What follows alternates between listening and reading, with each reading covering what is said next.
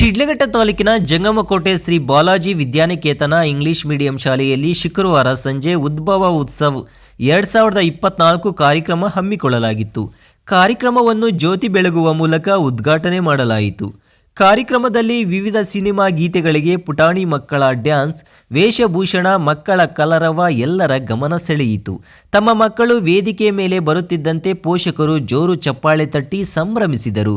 ಈ ಸಂದರ್ಭದಲ್ಲಿ ಪ್ರತಿಭಾನ್ವಿತ ವಿದ್ಯಾರ್ಥಿಗಳಿಗೆ ಸನ್ಮಾನ ಮಾಡಲಾಯಿತು. ಗುಣಮಟ್ಟದ ಶಿಕ್ಷಣ ನೀಡಲು ಉತ್ತಮ ದರ್ಜೆಯ ಪಬ್ಲಿಕ್ ಶಾಲೆಗಳನ್ನು ಆರಂಭಿಸಲು ಸರ್ಕಾರ ಚಿಂತನೆ ನಡೆಸಿದೆ ಎಂದು ಆಹಾರ ಸಚಿವ ಕೆಎಚ್ ಮುನಿಯಪ್ಪ ಹೇಳಿದರು. ಶಿಕ್ಷಣದಲ್ಲಿ ಮಾತೃಭಾಷೆ ಕನ್ನಡ ಅತ್ಯವಶ್ಯಕವಾಗಿದ್ದು, ರಾಜ್ಯ ಮತ್ತು ರಾಷ್ಟ್ರದ ಆಗುಹೋಗುಗಳನ್ನು ನೋಡಿದಾಗ ಸ್ಪರ್ಧಾತ್ಮಕ ವಿದ್ಯಾಭ್ಯಾಸದ ವ್ಯವಸ್ಥೆಯಲ್ಲಿ ಆಂಗ್ಲ ಭಾಷೆ ಅವಶ್ಯಕವಾಗಿದೆ. ನಮ್ಮ ಸಮಾಜದಲ್ಲಿ ಕನ್ನಡದ ಜೊತೆ ಇಂಗ್ಲಿಷ್ ವಿದ್ಯಾಭ್ಯಾಸ ಬೇಕಾಗುತ್ತದೆ. ರಾಜ್ಯದಲ್ಲಿ ಗ್ರಾಮ ಪಂಚಾಯಿತಿ ಮಟ್ಟದಲ್ಲಿ ಕರ್ನಾಟಕ ಪಬ್ಲಿಕ್ ಸ್ಕೂಲ್ ಸ್ಥಾಪಿಸಲು ರಾಜ್ಯ ಸರ್ಕಾರ ಚಿಂತನೆ ನಡೆಸಿದೆ ಎಂದರು. ಹಳ್ಳಿಗಾಡಿನಲ್ಲಿ ಗುಣಮಟ್ಟದ ಶಿಕ್ಷಣ ನೀಡಲು ಕಾಂಗ್ರೆಸ್ ಪಕ್ಷ ಚಿಂತನೆ ಮಾಡಿದ್ದು, ಕರ್ನಾಟಕ ಪಬ್ಲಿಕ್ ಸ್ಕೂಲ್ ಎಂಬ ಹೆಸರಿನಲ್ಲಿ ಹೊಸ ವಾತಾವರಣ ನಿರ್ಮಾಣ ಮಾಡಿ ಮಕ್ಕಳನ್ನು ಒಳ್ಳೆಯ ಪರಿಸರದಲ್ಲಿ ಬೆಳೆಸಬೇಕು, ಶಾಲೆಗಳಲ್ಲಿ ಎಲ್ಲ ಸೌಲಭ್ಯ ಇರಬೇಕು ಎಂಬ ಚಿಂತನೆ ನಡೆದಿದೆ. ಆದಷ್ಟು ಬೇಗ ಅದು ಸಹ ಜಾರಿಗೆ ಬರಲಿದೆ ಎಂದರು.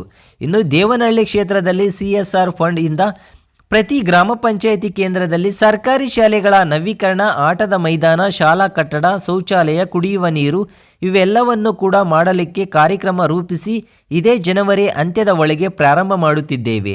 ವಿಶ್ವನಾಥಪುರದಲ್ಲಿ ಸುಮಾರು 1.5 ಕೋಟಿ ವೆಚ್ಚದಲ್ಲಿ ಸರ್ಕಾರಿ ಶಾಲೆಯ ನವೀಕರಣ ಮಾಡಿ ಎಲ್ಲ ವ್ಯವಸ್ಥೆಗಳನ್ನು ಮಾಡುವ ತೀರ್ಮಾನ ಮಾಡಿದ್ದೇವೆ ಎಂದರು.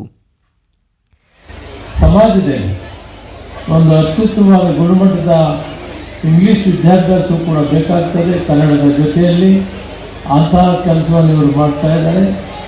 ನಾವು ಕೂಡ ಇವತ್ತು ದೇವನಹಳ್ಳಿ ತಾಲೂಕಲ್ಲಿ ಈ ಸ್ಪರ್ಧಾತ್ಮಕ ರೀತಿಯಲ್ಲಿ ವಿದ್ಯಾಭ್ಯಾಸವನ್ನು ಕೊಡೋದಕ್ಕಾಗಿ ಗ್ರಾಮ ಪಂಚಾಯತಿ ಮಟ್ಟದಲ್ಲಿ ಗುಣಮಟ್ಟದ ವಿದ್ಯಾಭ್ಯಾಸವನ್ನು ಕೊಡಲಿಕ್ಕೆ CSR ಫಂಡ್ನಿಂದ ಪ್ರತಿ ಗ್ರಾಮ ಪಂಚಾಯತಿ ಕೇಂದ್ರದಲ್ಲಿ ಆ ಶಾಲೆಗಳ ನವೀಕರಣ, ಆಟದ ಮೈದಾನ, ಶಾಲಾ ಕಟ್ಟಡ, ಶೌಚಾಲಯ, ಕುಡಿಯುವ ನೀರು ಇವೆಲ್ಲವನ್ನು ಕೂಡ ಮಾಡಲಿಕ್ಕೆ ಕಾರ್ಯಕ್ರಮ ರೂಪಿಸಿ ಆ ಕಾರ್ಯಕ್ರಮನ ಈ ತಿಂಗಳ ಕೊನೆ ಒಳಗಡೆ ಪ್ರಾರಂಭ ಮಾಡ್ತಾ ಇದ್ದೀವಿ.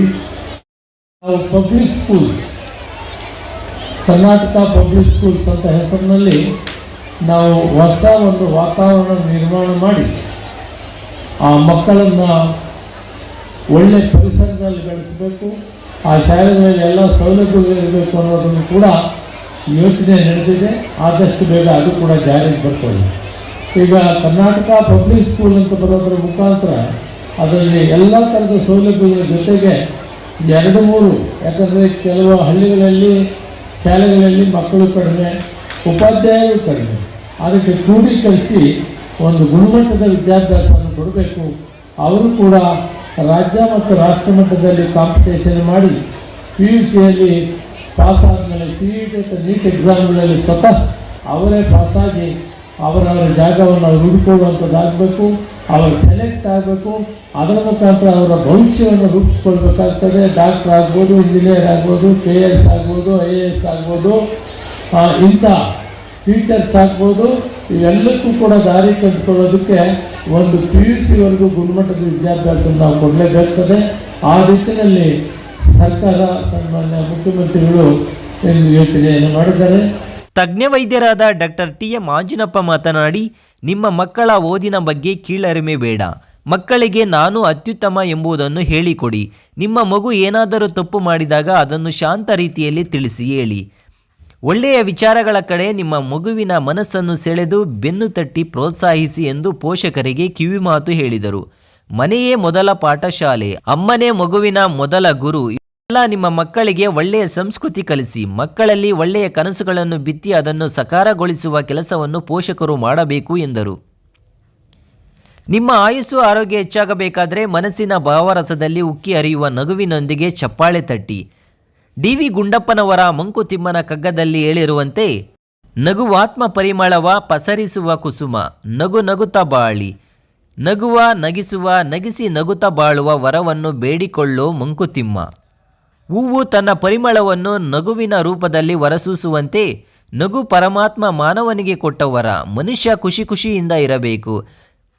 ನಿಮ್ಮಿಂದ ಸಾಧ್ಯವಾದರೆ ಮಾತ್ರ ಒಳ್ಳೆ ಕೆಲಸ ಮಾಡಿ, ಇತರರಿಗೆ ತೊಂದರೆ ಕೊಡುವುದನ್ನು ಮಾತ್ರ ಮಾಡಬೇಡಿ. ಕಷ್ಟ ಪ್ರತಿಯೊಬ್ಬನಿಗೂ ಇದ್ದೇ ಇರುತ್ತದೆ, ಅದನ್ನು ಹಿಮ್ಮೆಟ್ಟಿಸಿ ಸಾಧಿಸಿ ಪ್ರತಿಫಲ ನಿಮ್ಮದಾಗುತ್ತದೆ ಎಂದರು. ಮಕ್ಕಳಿಗೆ ಹೇಳ್ತೀನಿ ನಾನು, ನಿಮ್ಮ ಮಕ್ಕಳಿಗೆ ಯಾವತ್ತೂ ಕೂಡ ಐ ಆಮ್ ದ ಬೆಸ್ಟ್ ಅನ್ನೋದನ್ನು ಹೇಳ್ಕೊಡಿಸ್ಬೇಕು.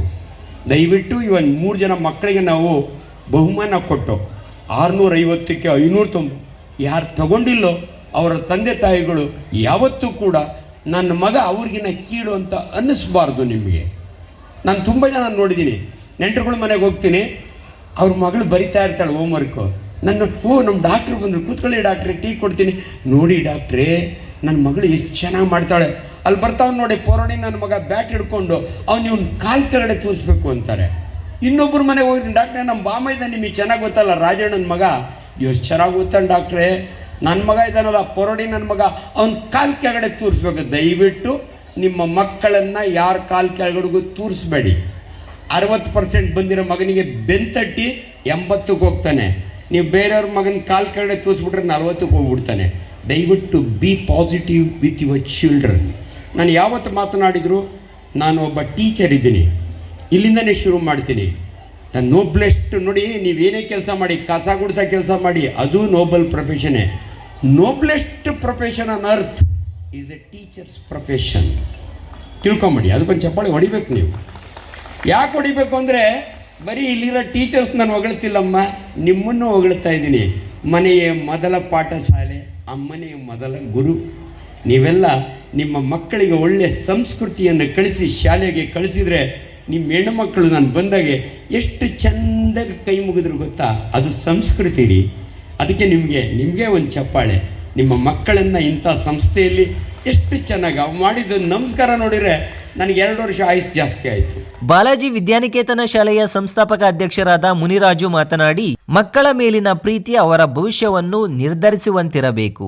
ಶಾಲಾ ದಿನಗಳಲ್ಲಿ ಉತ್ತಮ ನಡತೆ ಹಾಗೂ ಶಿಸ್ತಿನ ಜೀವನವನ್ನು ಅಳವಡಿಸಿಕೊಳ್ಳುವ ಪ್ರತಿಯೊಬ್ಬ ವಿದ್ಯಾರ್ಥಿಯು ಭವಿಷ್ಯದ ಜೀವನದಲ್ಲಿ ತನ್ನ ಗುರಿಯನ್ನು ಸಾಧಿಸಿ ಸಮಾಜದಲ್ಲಿ ಸತ್ಪ್ರಜೆಗಳಾಗಿ ಬಾಳಲು ವಿದ್ಯಾರ್ಥಿ ಜೀವನ ಅತ್ಯಂತ ಪೂರಕವಾಗಿದೆ ಎಂದರು.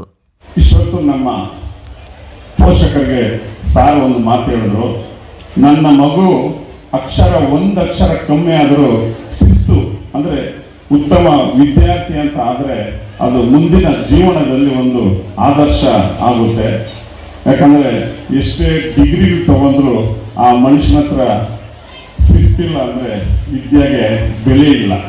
ಅದೇ ಶಿಸ್ತಿದ್ರೆ ನಮ್ಮ ಮಕ್ಕಳು ಸಾರ್ ನಮಸ್ಕಾರ ಸಾರ್ ಬನ್ನಿ ಸರ್ ಅಂದಾಗ ಸಾರ್ ಹೇಳಿದ್ರು, ನಾನು 100 ವರ್ಷದಿಂದ ಹೆಚ್ಚಿಗೆ ಬದುಕ್ತೀನಿ ಅಂತ. ಅದನ್ನು ನಾವು ಅರ್ಥ ಮಾಡ್ಕೊಬೇಕು. ಯಾವುದೇ ತಂದೆ ತಾಯಿಗೆ ನಾವು ಸಂಪಾದನೆ ಮಾಡೋದು ಮಕ್ಕಳಿಗೋಸ್ಕರ. 1 ಗಂಟೆ ಕಾಲ ಸಂಜೆ ತಾವು ತಮ್ಮ ಮಕ್ಕಳ ಹತ್ರ ಕೂತ್ಕೊಂಡು ಅವ್ರು ಏನು ಮಾಡಿದ್ದಾರೆ, ಆ ಹೋಮ್ವರ್ಕ್ ಏನು ಮಾಡಿದ್ದಾರೆ ಅಂತ ತಾವೆಲ್ಲ ನೋಡಿ, ಆವಾಗ ನಿಮ್ಮ ಒಂದು ಮಕ್ಕಳ ಭವಿಷ್ಯ ಕಣ್ಣು ಮುಂದೆ ಕಾಣುತ್ತೆ. ಈ ಒಂದು ಕಾರ್ಯಕ್ರಮಕ್ಕೆ 4 ತುದುನುಡಿಗಳನ್ನು ಮಾತನಾಡಲು. ಇನ್ನು ಕಾರ್ಯಕ್ರಮದಲ್ಲಿ ಪ್ರಗತಿ ಗ್ರೂಪ್ನ ಸತೀಶ್ ಕುಮಾರ್, ಖಾಸಗಿ ಶಾಲಾ ಆಡಳಿತ ಮಂಡಳಿ ಒಕ್ಕೂಟದ ಅಧ್ಯಕ್ಷ ವಿಜ್ಡಮ್ ನಾಗರಾಜ್, ಶಾಲೆಯ ಶಿಕ್ಷಕರು, ವಿದ್ಯಾರ್ಥಿಗಳು, ಪೋಷಕರು ಹಾಜರಿದ್ದರು.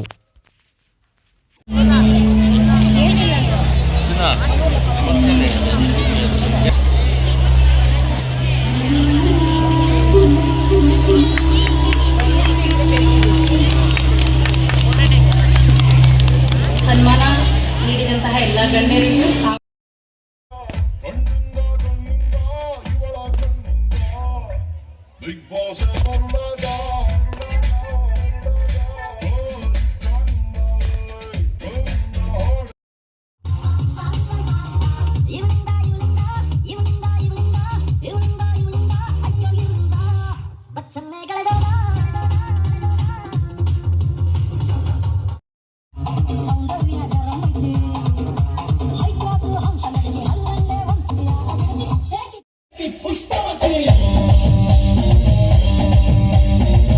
ಒಂದೇ ಜನ್ಮ, ಅದನ್ನ ಪ್ರೀತಿಸಿ ಬದುಕಿ ನೋಡು ಎಂಬ ಹನುಮಪ್ಪ ಮುನಿಯಪ್ಪನವರು ಉರುಫ್ KH ಮುನಿಯಪ್ಪನವರು ಸಾಮಾನ್ಯ ರೈತಾಪಿ ಕುಟುಂಬದಲ್ಲಿ ಜನಿಸಿ ಸರಳ ಸಜ್ಜನಿಕೆ ಗುಣಗಳನ್ನು ಮೈಗೂಡಿಸಿಕೊಂಡಿರುವ ಇವರು ಕರ್ನಾಟಕ ರಾಜಕೀಯ ರಂಗದ ಅತ್ಯಂತ ಹಿರಿಯ ರಾಜಕಾರಣಿಗಳಲ್ಲಿ ಒಬ್ಬರಾಗಿದ್ದಾರೆ.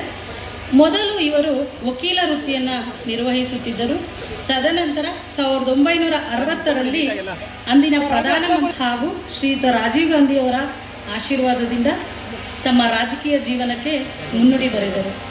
1991ರಿಂದ ಕೋಲಾರ ಲೋಕಸಭಾ ಕ್ಷೇತ್ರದಲ್ಲಿ ಸತತವಾಗಿ 7 ಬಾರಿ ಸಂಸದರಾಗಿ ಚುನಾಯಿತರಾಗಿರುತ್ತಾರೆ.